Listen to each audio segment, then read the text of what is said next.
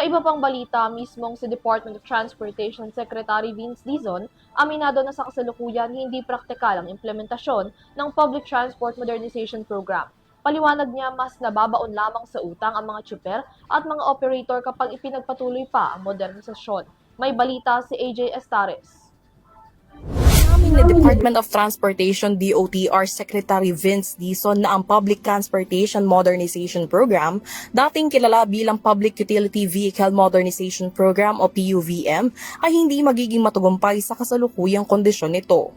Sa pagdinig ng Commission on Appointments o CA, sinabi ni Dizon na ang hindi pagbabayad ng mga jeepney operators sa kanilang mga utang ay isang malinaw na senyales na ang programa ay hindi pa praktikal. Ayon kay Dizon, habang nagpapatuloy ang modernisasyon, dumarami ang mga taong hindi makabayad ng kanilang mga utang. Base sa mga eksperto, maaring ito'y palatandaan ng hindi patas o hindi napapanatiling pag-unlad. Ipinunto din ni Dizon na mahirap talakayin ang lahat ng isyu ng programa dahil sobrang dami ng mga problema kabilang na ang mabagal na consolidation rate na 40% at route rationalization na 20%. Sinabi ni Senadora Grace Poe na ang gobyerno ay nagbigay ng 15 bilyon na pautang sa mga transport cooperatives, ngunit higit sa 5 bilyon dito ang hindi pa nababayaran. Sinuspindi rin ng mga bangko ang pagpapautang dahil sa mataas na presyo ng modernong jeep na umaabot sa 2.3 milyon kahit may subsidiya na mula sa gobyerno.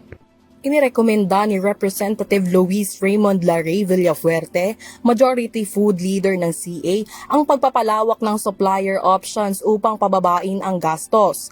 Ayon kay Dizon, limitado ang mga pagpipilian sa accredited suppliers at government financial institution tulad ng Land Bank at DBP. Sa kasalukuyan, ang PTMP ay patuloy na nahaharap sa mga seryosong hamon at nangangailangan ng agarang solusyon upang maging matagumpay. Para sa EuroTV News, AJ Estares, sumasaludo sa bawat Pilipino.